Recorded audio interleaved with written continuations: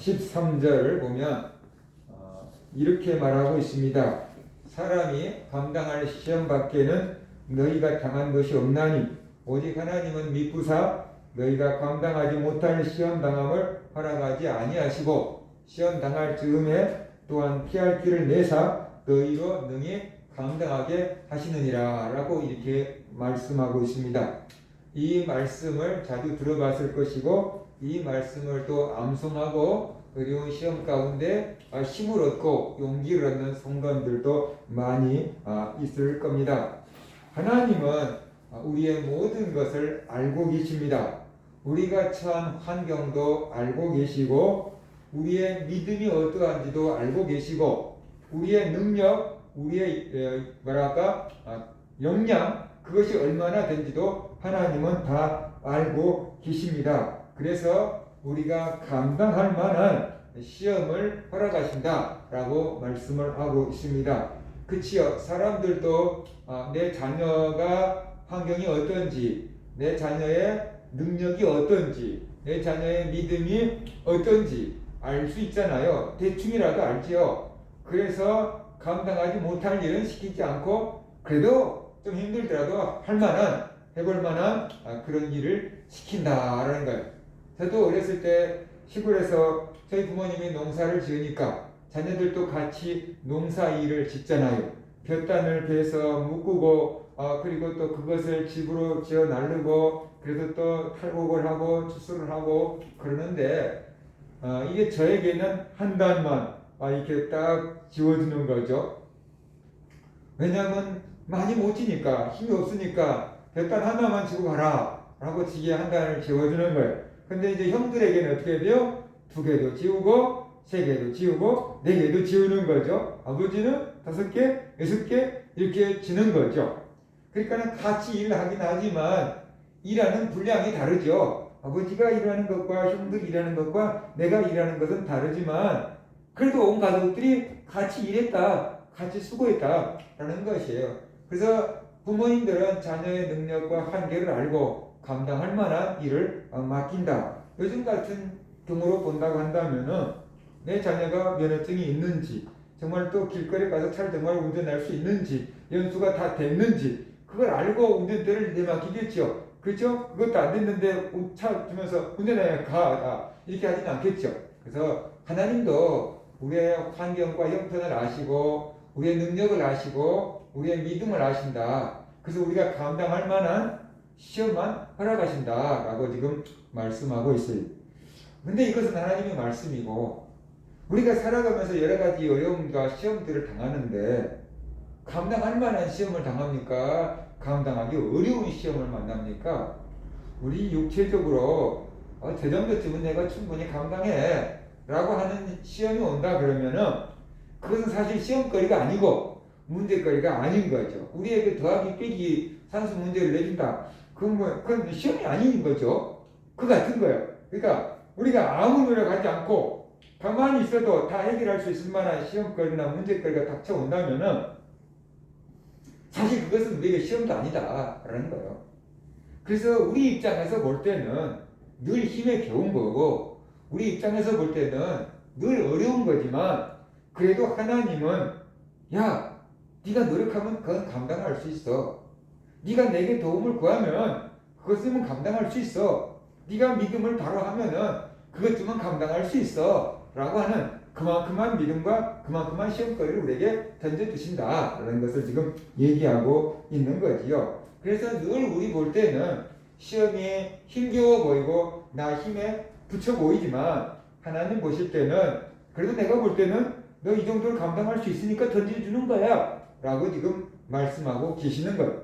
우리가 힘들고 어려운 문제를 당할 때 왜 나에게 이렇게 힘들고 어려운 문제를 던져줍니까? 다른 사람들은 다 편하고도 잘 믿지만 왜 나에게만 이렇게 힘들고 어려운 문제를 던져줍니까? 라고 원망하기보다는 하나님께서 이 정도는 내가 감당할 수 있다고 믿어주시는구나. 그렇게 우리가 한번 생각해 볼 수도 있는 거죠. 하나님 보시기에 내가 이 정도는 감당할 수 있다고 판단하셨나 보다. 그래서 이런 문제를 나에게 지금 던져주시는가 보다 라고 생각하고 우리가 하나님의 지혜를 구하고 하나님의 은혜를 구하고 하나님의 능력을 구해서 그 시험들을 이겨내야 된다는 거예요. 그럴 때 우리의 믿음이 성장하게 된다. 늘 내가 볼 때 쉬운 그런 시험만 치르고 나가면은 내 믿음이 성장하지 않죠. 제자리에 머물러 있든지 후퇴하지요. 그런데 내 힘에 붙이는 일들을 하나씩 해내고 날 때 그보다 쉬운 문제들을 이제 거뜬히 해낼 수가 있게 된다라는 것이 우리가 이 시험 될 때 하나님은 우리에게 감당할 수 있을 만한 시험을 주시고 또 우리가 감당하기 어려운 시험일 때는 우리가 저거 감당하기 힘들다라고 판단되실 때는 피할 길도 주신다라고 이렇게 말했어요. 그 시험이 아예 없는 게 아니고 피할 길도 주신다. 우리를 도와줄 수 있는 일꾼을 사람을 붙여주는 것 바로 그것도 피할 길을 열어주는 것에 포함될 수 있다는 거예요. 그렇죠?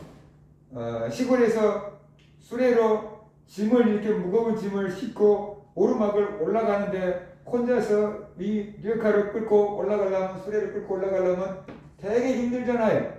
그런데 누군가가 뒤에서 그냥 손대고 이렇게 밀어주면은 쉽게 올라간다는 거예요.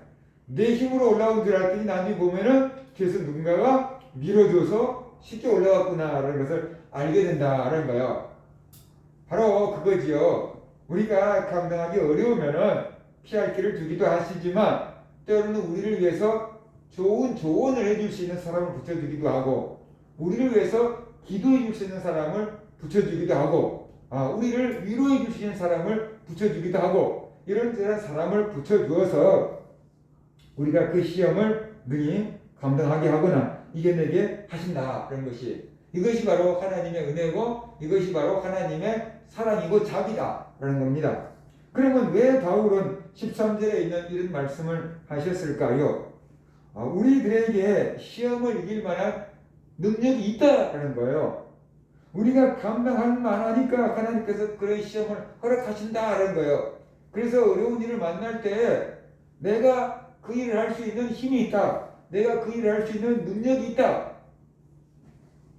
그런 믿음을 가져야만 된다. 내 힘과 내 능력으로는 안 되지만 나를 도와주는 하나님이 계시고 하나님께 도움을 구하면 감당할 수 있다라고 하는 그런 믿음을 가져라라는 거죠. 어려운 시험과 문제거리 앞에 나는 아무것도 할 수 없어 라고 주저앉고 절망하고 포기하지 말고 나는 그것을 할 수 있다라는 그런 믿음을 가지라라는 거죠. 예수님께서 말씀하셨잖아요. 할 수 있거든요. 무슨 말이냐? 믿는 자에게는 능치 못할 일이 없느니라. 바울도 그랬잖아요. 내게 능력 주시는 자 안에서 내가 모든 것을 할 수 있다.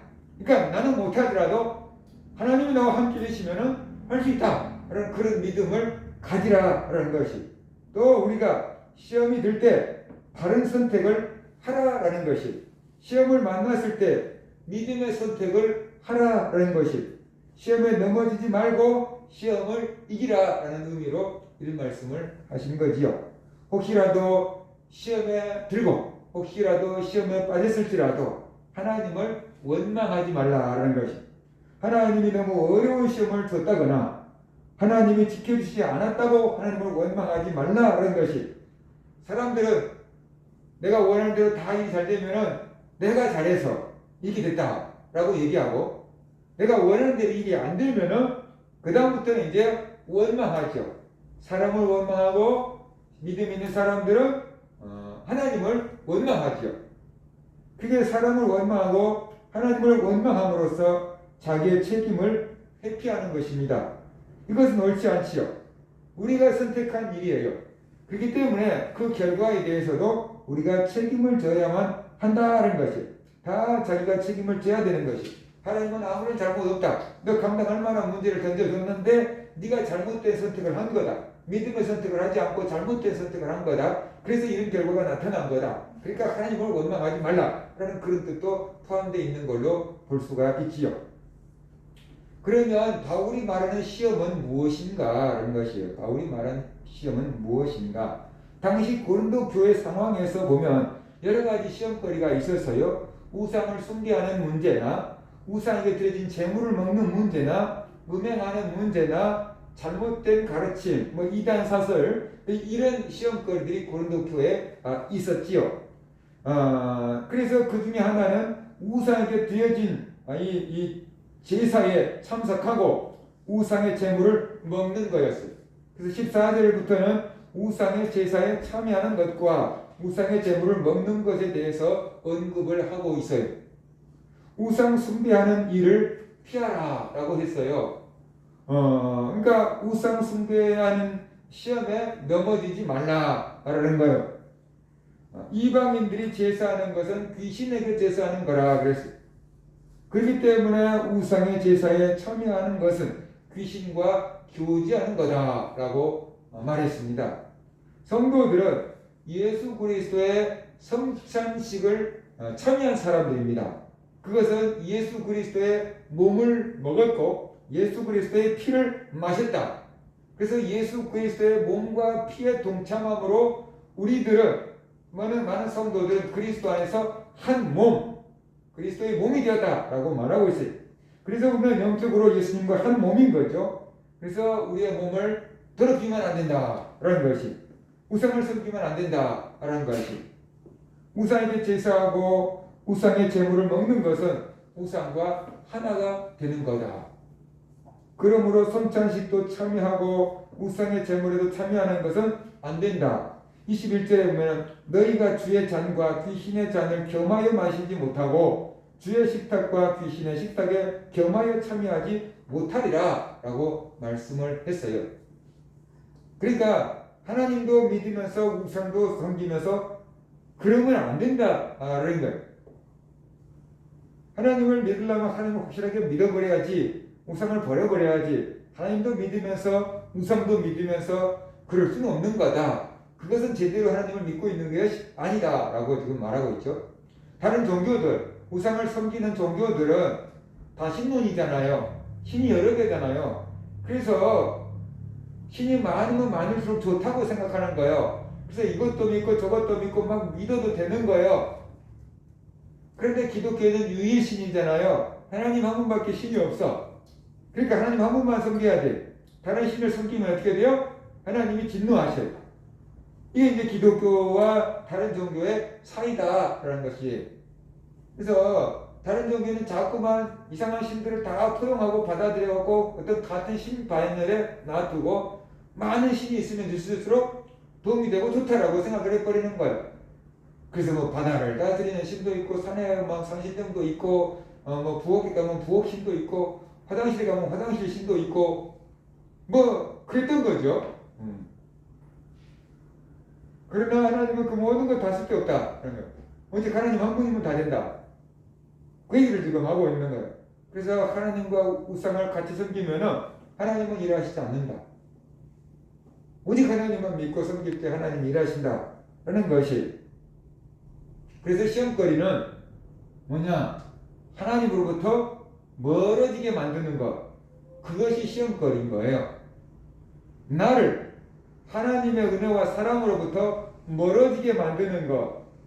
그것이 무엇이든지 간에 그것이 시험거리가 되는 거다. 우상일 수도 있지요. 그러면 하나님도 섬기고 우상도 섬기고 그러면 마음이 나뉘어지겠죠. 그렇죠? 돈일 수도 있지요. 하나님보다 돈을 더 사랑하는 현대인들이니까 그건 현대인들만 그런 게 아니에요. 예수님 당시에도 그랬어요. 돈과 하나님을 겸하여 섬길 수 없다라고 말씀하셨잖아요. 그만큼 사람들이 돈을 신처럼 생각했다라는 거죠. 그러니까 하나님으로부터 멀어지게 만드는 것, 그것이 시험거리인데 그것이 우상일 수도 있고 그것이 돈일 수도 있고 그것이 명예일 수도 있고 그것이 직장일 수도 있고 그것이 가족일 수도 있는 거죠. 부모님일 수도 있고 자녀들일 수도 있는 거고 남편일 수도 있고 아내일 수도 있는 거고 또 취미생활일 수도 있는 거죠. 취미생활. 조기 축구 하느라고 교회 못 나온 사람들도 많이 있고 뭐 장손이라서 조상들 제사 지내야 된다 그래서 예수 못 믿는 사람들도 많이 있고 주일날 회사 출근해야 돼서 교회를 못 나온 사람들도 많이 있고 그렇잖아요. 그러니까 바로 이런 것들이 하나님으로부터 멀어지게 만들고 하나님과 가까워질 수 없게끔 방해를 하는 것이니까 이런 것들이 우상이 될 수 있다. 이런 것들이 시험거리일 수 있다. 또 오늘 모든 사람들에게는 핸드폰, 그것이 하나님과 멀어지게 만드는 것일 수 있죠. 우리가 핸드폰을 보고 있는 시간이 얼마나 많습니까? 하루에도. 그런데 하나님의 말씀을 보고 있는 시간은 없지요. 저부터도 뭐 핸드폰을 보고 있는 시간이 굉장히 많은 것 같아요. 그러니까 오늘날 현대인들은 길을 닫으면서도 이걸 들고 다니고 이렇게 보고 있고, 뭐 차에 타도 이걸 보고 있고, 심지어 어떤 사람들은 운전하면서도 이걸 하고 있고, 뭐 거의 뭐 밥 먹으면서도 놓지 못하는, 잠들 때까지 거의 놓지 못하며 살고 있는 이것이 핸드폰이잖아요. 그러니까 이게 우리를 하나님으로부터 멀어지게 만들고 하나님으로부터 가까워지지 못하게끔 만든다. 또 뭐 최근까지는, 지금도 그렇지만 코로나, 이 질병, 이걸로 인해서 교회가 예배가 이렇게 중지되고 예배가 방해받게 되고 교회를 못 나오게 되잖아요. 그러니까 이런 모든 것들이 다 우리에게 시험거리가 될 수 있다는 거죠. 꼭 형상을 만드는 우상만 시험이 아니고 하나님으로부터 멀어지게 만드는 것, 그것이 무엇이든지 간에 그것이 나에게는 시험거리일 수 있다라는 것이에요. 그러면 우리의 마음 가운데 하나님의 사랑이 이렇게 있는데 뭔가가 와서 이 사랑을 떼어내 간다는 거죠. 그러면 하나님의 사랑이 식어질 거고 작아질 거고 우리는 하나님으로부터 점점 멀어져 가게 되겠죠. 그러면 하나님의 입장에서는 어떻게 되겠어요? 기분이 좋겠어요? 하나님의 입장에서는 하나님 입장에서는 기분이 좋지 않죠. 누군가가 자기의 사랑하는 사람을 뺏어갔어. 그러면 나타나는 증상은 질투심이잖아요. 그래서 하나님 질투하시는 거예요. 출애굽기 20장 4절과 5절을 보면 10계명인데, 10계명에 하나님께서 이스라엘 백성들이 제일 중요하게 하는 10계명인데, 그 10계명에 하나님은 질투하는 하나님이라고 딱 선언을 하셨어요. 너를 위하여 새긴 우상을 만들지 말고 또 위로 하늘에 있는 것이나 아래로 땅에 있는 것이나 땅 아래 물속에 있는 것에 어떠한 형상도 만들지 말며 그것들에게 절하지 말며 그것들을 섬기지 말라. 나 내 하나님 여호와는 질투하는 하나님인즉 나를 미워하는 자의 죄를 갚되 아버지로부터 아들에게로 3, 4대까지 이르게 하거니와. 그러니까 하나님을 버리고 우상을 섬기면은 그것은 하나님을 미워하는 것인데 하나님은 질투하신다. 그래서 그 사람만 징계하는 게 아니고 3, 4대까지 하나님께서 그 죄를 갚겠다. 그 죄를 묻겠다. 그 가정을 징계하겠다. 그게 지금 말씀하고 있는 거죠. 당대에서 끝나는 게 아니고 3, 4대까지 간다. 오늘 학자들은 그렇게 얘기하죠. 왜 3, 4대까지냐? 하나님을 사랑하는 사람은 천대까지 은혜를 베푸는데 3, 4대까지만 징계를 하니까 그건 하나님의 은혜고 자비다 라고 하기도 하지만 우상 숭배는 물려준다. 후손들에게. 그런데 보통 옛날에는 한 3, 4대까지 살았다. 오래 살면 3, 4대까지 살았다. 물론 막 창세기 시대에 산 사람들은 그보다 더 살았지만 보통 옛날에는 3, 4대까지 이렇게 살았기 때문에 그 우상을 숭배하는 집안은 그 우상 숭배하는 영도 흐르고 우상 숭배하는 습관도 따라 붙고 그래가지고 3, 4대까지 우상을 숭배할 수 있으니까 3, 4대가 망한다는 거지. 그럴 수도 있죠. 하나님의 질투를 유발하면 안 돼요. 우리가 우상에게 제사하는 것은 하나님의 질투를 유발하는 것입니다. 우리가 하나님보다 세상을 더 사랑하면 그것은 하나님의 질투를 유발하게 됩니다. 하나님의 질투를 유발하면 징계를 받게 되지요. 그래서 22절 현대인의 성경은 이렇게 말합니다. 우리가 주님을 질투하시게 하려는 것입니까? 우리가 주님보다 더 힘이 세다는 말입니까? 그랬어요. 이게 무슨 뜻이냐 그러면 하나님의 질투를 받게 되면은 우리가 감당할 수 없다는 거죠. 우리가 하나님보다 더 힘이 세냐는 거죠. 하나님이 우리를 질투하고 징계하는데 그걸 감당할 수 있는 힘이 있겠느냐는 거죠. 못 감당한다는 거죠. 하나님의 질투를 받으면은 감당하기 어려워요. 그 징계가 우리가 감당하기가 어렵다는 거지.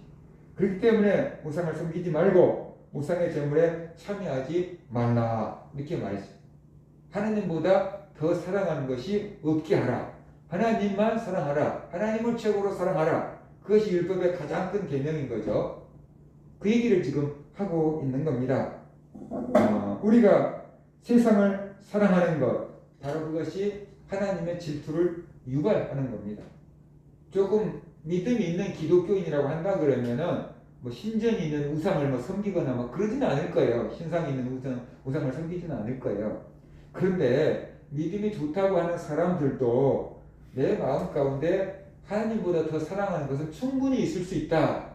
자식이 있을 수 있고 부모님이 있을 수도 있고 돈일 수도 있고 아무튼 직장일 수도 있고 뭐든지 취미일 수도 있고 우리에게 하나님보다 더 사랑하는 것은 있을 수 있다라는 것이. 그러니까 나는 우상 숭배하고 상관없어. 나는 우상 안 섬기잖아. 나는 하나님만 섬기잖아. 나는 예외야라고 넘어갈 것이 아니고 내 마음 가운데에도 하나님보다 더 사랑하는 것이 있을 수 있다.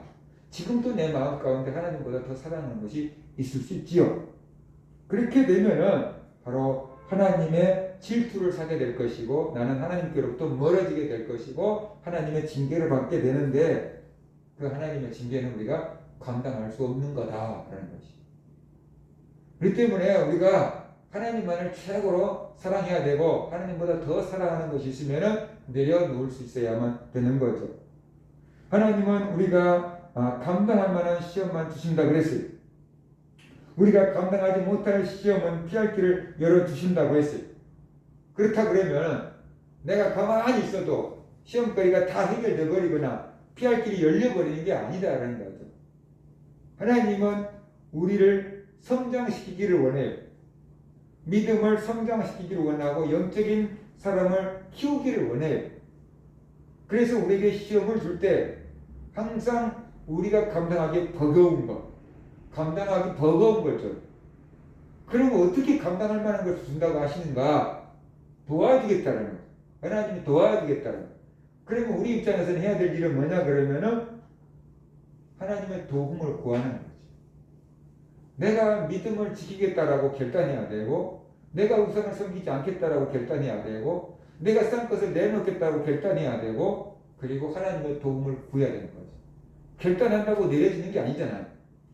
그러니까 예를 들어서 내가 담배를 끊어야지. 내가 술을 끊어야지.